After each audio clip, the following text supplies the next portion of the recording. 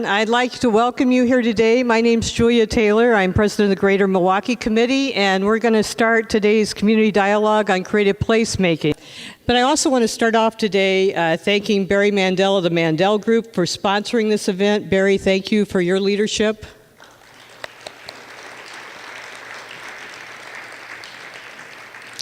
And I also want to thank Gary Witt from the Pabst Theater Group for making this event possible here for us.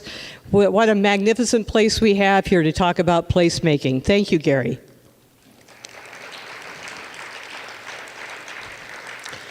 I want to thank all the community partners that you've seen listed on the materials there, and I also want to thank our informal work group who curated and produced today's event, Sarah DeLeiden from MKE LAX, Maggie Jacobus from the Creative Alliance of Milwaukee, Anne-Marie Opgenorth from Mandel Group, and Leah Fiasca, Danya Strait, and Samantha Giles of the Greater Milwaukee Committee.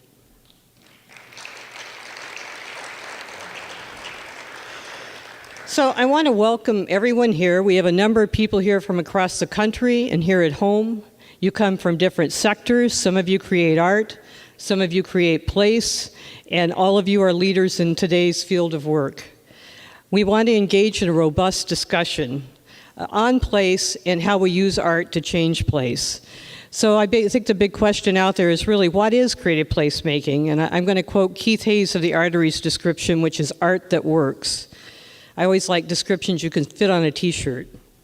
So how can we leverage art to cultivate strong neighborhoods, accelerate community development, speak with authentic voice, and create a level of sustainability in Milwaukee's various communities?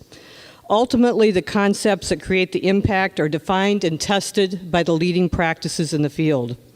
So for that reason, we invited thought leaders and practitioners in creative placemaking together today to ask you to recount your experiences and dialogue about what's working in it, what's not working, and what is really changing in the communities.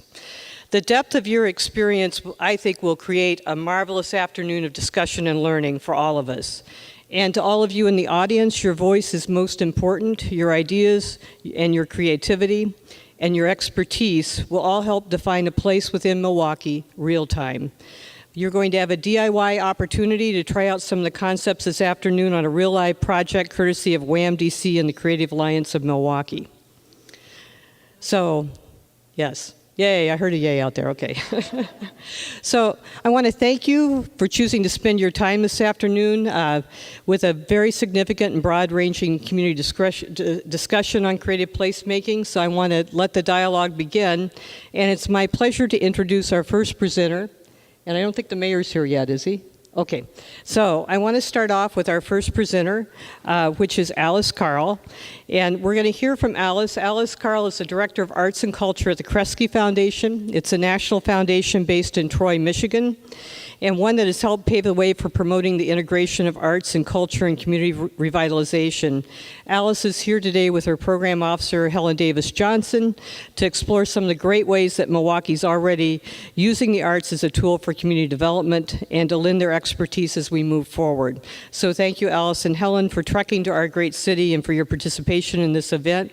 Alice has been with Kresge since 2004, and she's a graduate of John Carroll University in Cleveland. Alice earned an MS in Public Policy from the Gerald R. Ford School of Public Policy at the University of Michigan. Alice?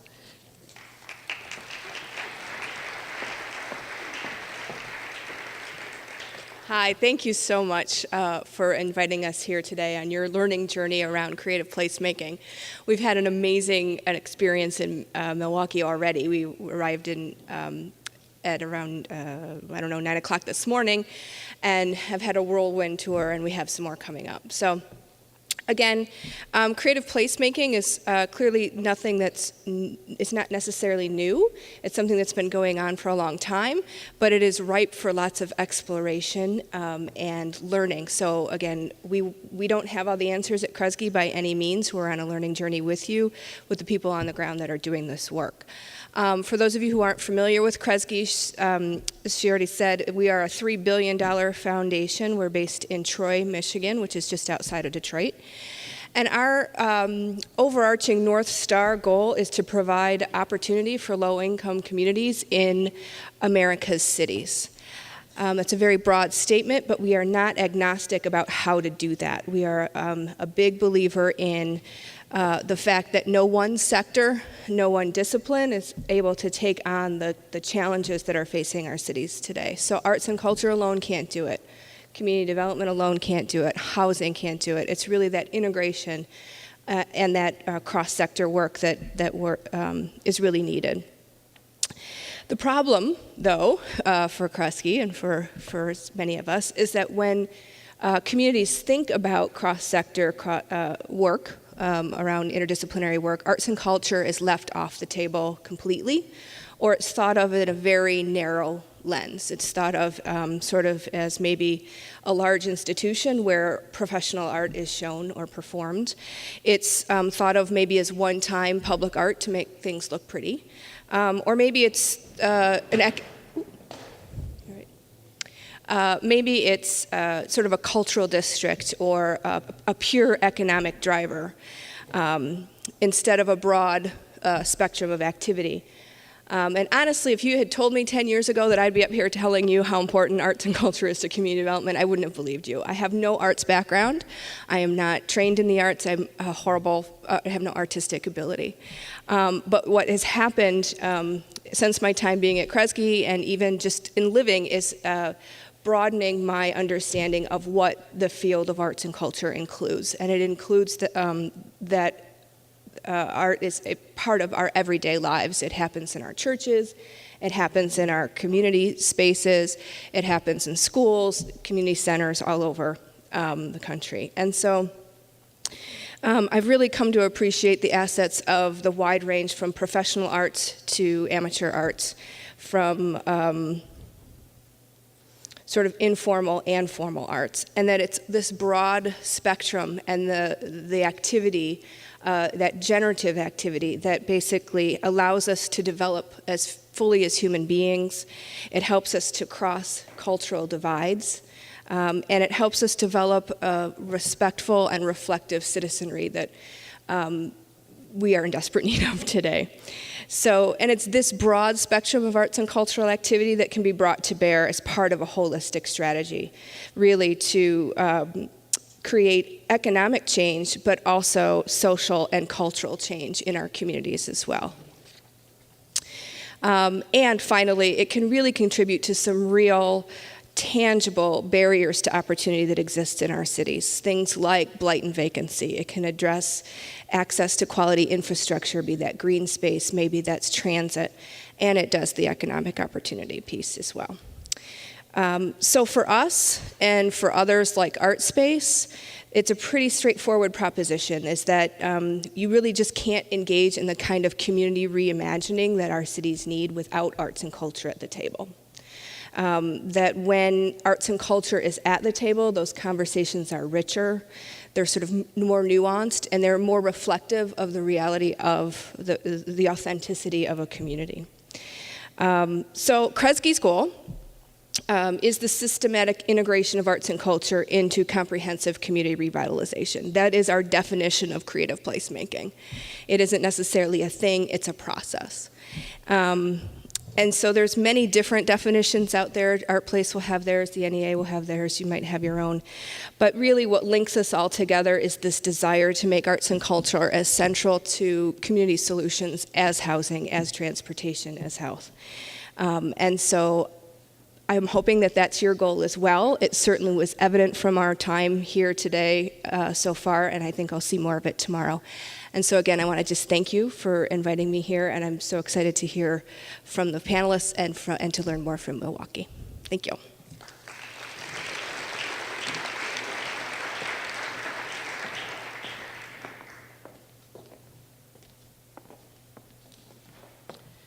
Thank you, Alice. You know, I also forgot to say we've got a number of elected officials in the audience today. Would you be willing to stand and let us thank you?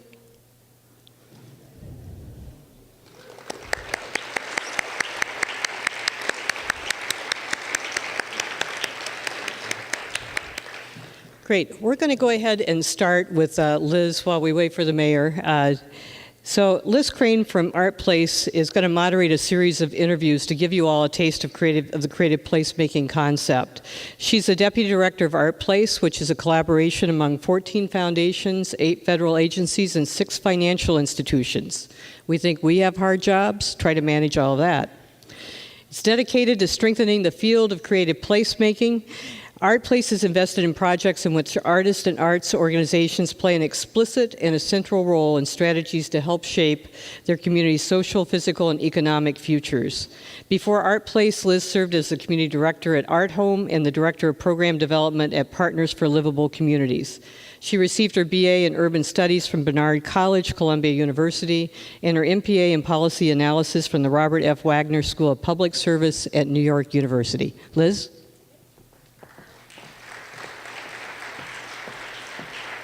Hello, everybody. As Alice mentioned, we've had a fabulous day touring around Milwaukee, so we're really excited to be here.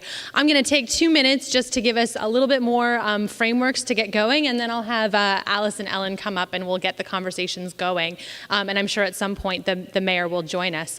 So I think Julia reviewed a little bit about ArtPlace and who we are, but as this collaboration, our focus is on strengthening the field of creative placemaking. And actually, the Kresge Foundation is one of our collaborating partners, so we work very closely with them on thinking about creative placemaking and how to really talk about it, share it, and sort of make sure that everybody understands the value that it can play for everybody's agendas. So over the last 3 years, we've been around for 3 years, we've been primarily a grant maker, and we have given out grants to the Greater Milwaukee the Greater Milwaukee Committee for both the Mike program and the Creational Trails program, and we've just been blown away with the work that you all are doing. So we also last year gave an award of the top 12 art places to Milwaukee. So it's been a wonderful relationship. And over the next 7 years, which is our defined program life, so we have 7 years going forward, and then we're going to sort of slip out the back as the party keeps on going, and hopefully we'll have put in place some good infrastructure for the work to continue. But we're really going to be expanding our field building and research work. But we are going to continue our grant making, so keep an eye out in the fall for our next round of applications. We'd love to see more applications from Milwaukee. A few quick notes just on our perspective to get us started on creative placemaking. You know, I think, as Alice mentioned, many folks have been experimenting with different definitions of creative placemaking. I think there's a number of different ways that you can sort of boil it down and frame it. I think the most simple, at its most basic, though, I think we see creative placemaking as anything where you are doing art to change a place. So in that sense, the intervention is arts-based, and the outcomes are place-based. In another way, as both sort of Julia and Alice mentioned, anything really where you're intentionally using the arts, especially as a part of a larger portfolio of strategies to shape a community's social, physical, and economic future. And that intentionality piece is really important to us. One common misconception about creative placemaking is that the creative is an adjective, right? So you are trying to make a place creative, when in fact we really think of creative as an adverb. We're trying to make places creatively. And I think that's a bit of a sort of distinction, and certainly you can make places creative that will then make them creatively. But the two are not always exactly the same. And there's all sorts of things that the arts bring as sort of a unique value proposition to a suite of community development strategies, whether it's the ability to help anchor, activate, connect, or plan in communities, driving economic development, resiliency, social cohesion, quality of life. These are all things that we think the arts have a really important and valuable role to play in.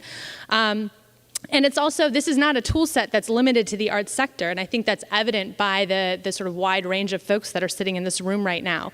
Everyone in here can be, and should be part of the creative placemaking movement. So if you're thinking this is something that some other folks are doing, this is something that everybody can be thinking about, really, what is the added value that the arts can bring to your agenda. So part of what I want to do today as we go through these quick interviews, and I'm going to try to keep them really snappy and keep them moving, is to really tease out how these different sectors can approach this work, and also sort of consider ideas of what's working around the country and what's working in Milwaukee. Milwaukee. So it should be a pretty quick moving agenda. I think, has the mayor arrived yet? Not yet? All right, well then we will get started with our first interview, and then sorry? Oh, we're gonna start with the Milwaukee folks. So I'll invite you guys up, and then we'll get going.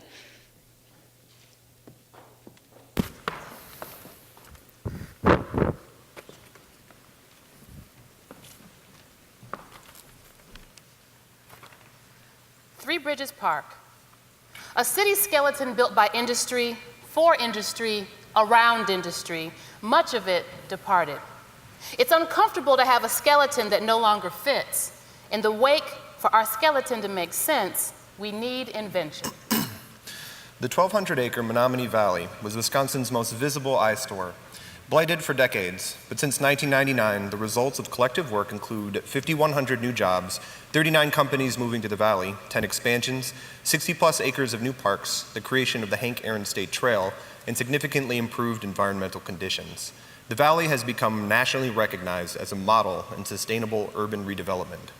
Life breathed back into the valley, its buildings and landscape filling, generations of new purpose. Opened summer of 2013, Three Bridges Park is a collaboration among Menominee Valley Partners, Urban Ecology Center, City of Milwaukee, and State of Wisconsin. It is Milwaukee's largest new park developed in decades. For an industrial corridor to be anything but an industrial corridor, a park where people want to see, it's like moving mountains. To do so took labor economists, soil engineers, landscape architects, river hydrologists, real estate attorneys, block watch leaders, CEOs, bike activists, welders, machinists, artists, elementary school teachers, fishermen, industrial brokers, DWP, DOT engineers, disability rights activists, at least 2 grandmothers, and probably a lot of you out there. A decade-long planning effort turned an abandoned rail yard into Three Bridges Park, transforming the relationship between neighborhoods and the valley. The bridges made job opportunities in the valley accessible to near Southside residents, created 2 miles of trail for walking, biking, access to the Menominee River for fishing and canoeing, and 24 acres of native landscape for wildlife habitat. Freshly planted, the park feels like a good-looking bulb. Three Bridges Park became the outdoor classroom for Urban Ecology Center's newest branch, where kids from Southside schools can engage with hands-on science education, along with community and family nature-based programs. Economic vitality, natural environment, healthy community. No one without the other, none without the whole.